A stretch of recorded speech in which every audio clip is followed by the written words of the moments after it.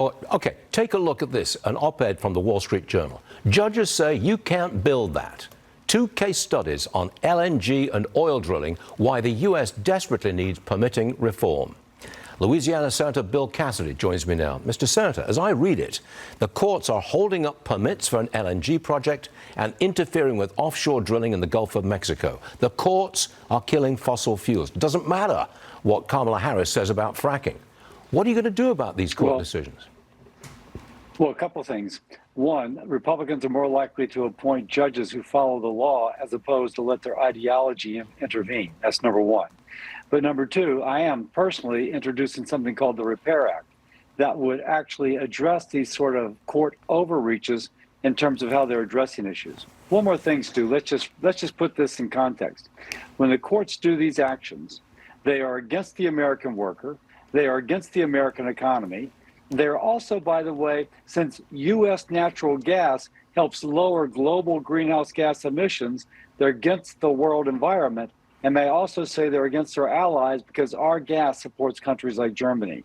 It's overactive courts doing a heck of a lot of damage. Is it possible that this LNG project will be killed? I mean, it has been killed, and others like it may be killed, and offshore drilling in the Gulf of Mexico may just freeze up.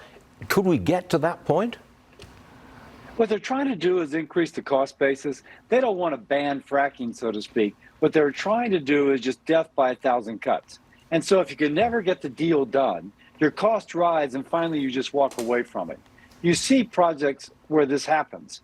And by the way, they're doing it on the basis of quote unquote environmental justice, which is very difficult to define. It's kind of in the eyes of the beholder.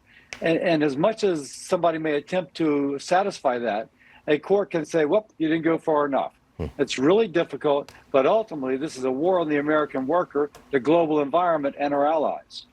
Let me talk to you about Israel for a moment. Senator, President Biden says Netanyahu is not doing enough to secure a ceasefire deal. In effect, is Biden now supporting Hamas? I don't know if you can say Biden is supporting Hamas. But on the other hand, I think, shall we say, he's not showing a complete 360 understanding of what Netanyahu is saying. At issue is whether or not Israel has the right to cut off the tunnels going from Egypt into Gaza.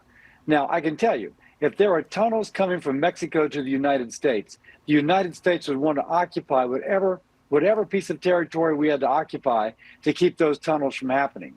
And yet, when Israel wants to do this, people are saying that the demand is unreasonable.